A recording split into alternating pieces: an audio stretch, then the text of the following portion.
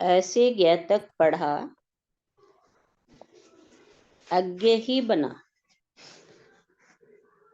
ऐसे ज्ञ तक पढ़ा अज्ञ ही बना। उ मैं अंकित होता हृदय पर, ज्ञ का ज्ञान होता, अज्ञ न रहता।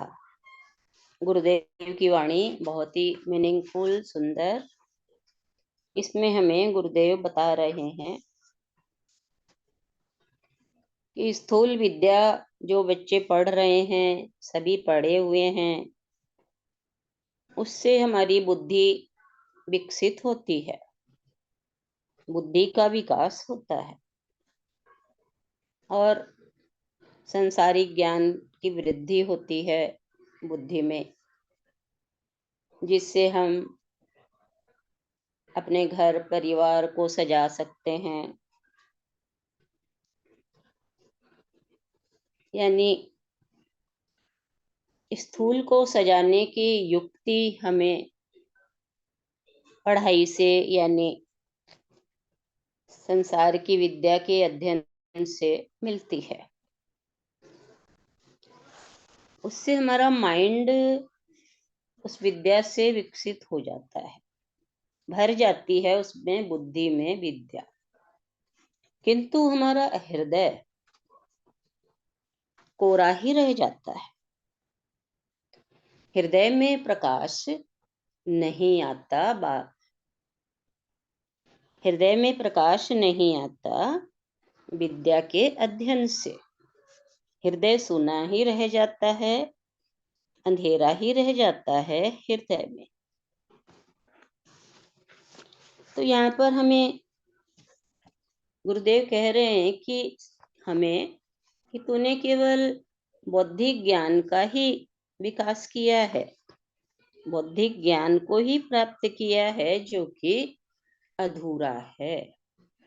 बॉडी में बहुत से अंग हैं, लेकिन केवल बुद्धि में ही ज्ञान को पाया है, जो कि अधूरा है। अभी तूने हृदय में जो परमात्मा बैठा हुआ है, जो ईश्वर बैठा है ओम के रूप में, उ मैं ओम के रूप में, उसको तुमने नहीं जाना है। केवल बुद्धि को ही बड़ा करने में लगे रहे, लेकिन हृदय में जो ओम की स्थिति है ईश्वर के रूप में, उसको नहीं पढ़ा है। उससे अगर पढ़ाई के साथ साथ सत्संग भी आता प्राणी, उ मैं का जाप भी करता, तो उसके संपर्क से संसार को भी प्राणी ठीक से देख सकता था। अभी केवल संसार ही देख पा रहा है, हृदय में बैठे परमात्मा को जान नहीं पा रहा है।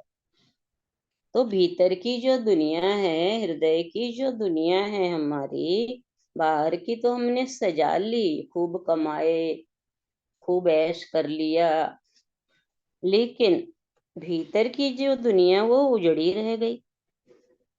अंतर की जो दुनिया है वो तो उजड़ी रह गई, लेकिन गुरुदेव कहते हैं तुम्हें भीतर की दुनिया भी सजा सकते हो।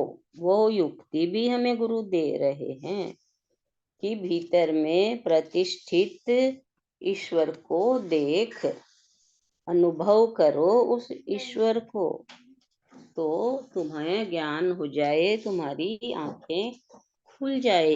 उ मैं अंकित होता, कहा है उ मैं अंकित होता हृदय पर, ज्ञ का ज्ञान होता, अज्ञ न रहता।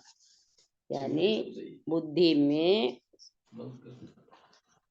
में स्थूल का ज्ञान और हृदय में सूक्ष्म परमात्मा का ज्ञान अगर मनुष्य को हो जाए, तो उसका बाहर और भीतर दोनों ही सज जाएगा उस शक्ति को पाकर, और फिर अज्ञान अंधेरा मिट जाता है। अन्यथा पढ़ लिख कर प्राणी नतमस्तक नहीं होता है, बल्कि अहंकार बढ़ता चला जाता है।